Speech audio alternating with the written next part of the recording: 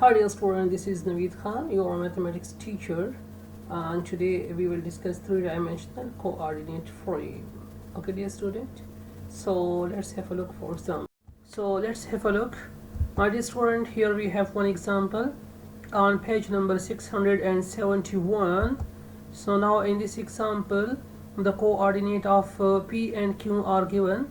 So here the coordinate of P is 8 minus 3 and 5, and the coordinate of Q is 5 5 and 7. Okay, so here we need to find out the following questions.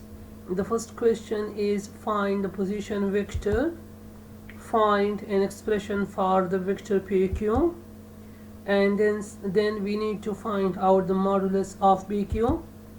Then part E is we need to find out the direction ratio of the vector PQ, and then part E will become direction cosines of PQ, and part F is show that the sum of the squares of the direction cosines is equal to 1. So one by one we will discuss these questions. So the first question is position vector of PQ. So my dear student, here this is P, so its position vector will become 8I, okay, minus 3J and plus 5K, okay, and the position vector we represented by OP.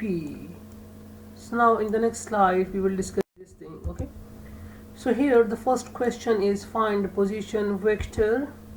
As in this previous slide, we know about it, 8I minus 3J plus 5K. This is the position vector of the vector P, or P, we represented by OP, and the position vector of the vector Q, it will become OQ represented by Q. So 5I plus 5J plus 7K. This is our part A. Now we need to find out the expression for PQ. So the expression for PQ, the vector PQ, it will become, let's suppose if I want to find out the position vector of AB, so the formula which we have is small b minus a small a. Small b means that position vector of B minus position vector of A. So here we have PQ. So the formula will become for position vector of Q minus position vector of P. So now putting the values, so here this is the value of position vector of Q minus, and here is position vector of P. So before bracket we have minus sign, so all the sign will be changed. This is minus, it will become plus, and this is plus 5, it will become minus 5K. Okay, so after calculation, here we have minus 3I plus 8J and 7 minus 2 plus 2K.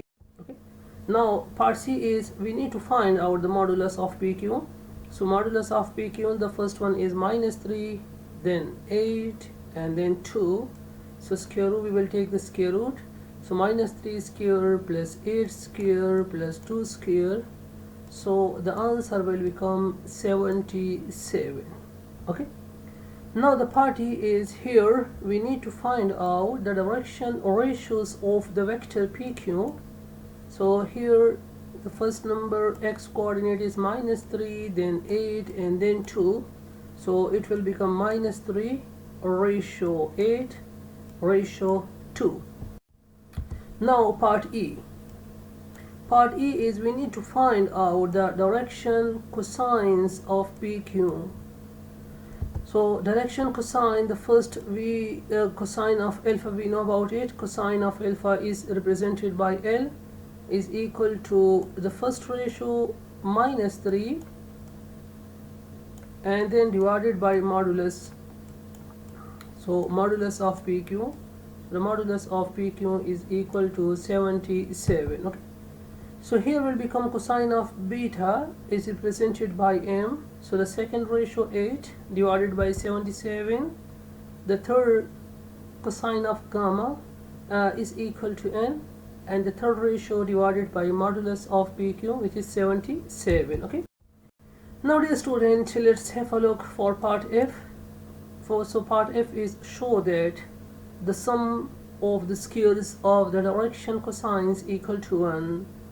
So now here squaring and then adding of each ratio, L square plus M square plus N square is equal to here minus 3 divided by 77 square root whole square, then the second one, and this is the value of the N. So after taking the squaring, so we have 9 by 77, 64 by 77, 4 by 77. So here the last answer will become 77 divided by 77. So it will cancel with each other. 77 divided by 77 is equal to 1. And this is our required answer. L square plus M square plus N square is equal to 1.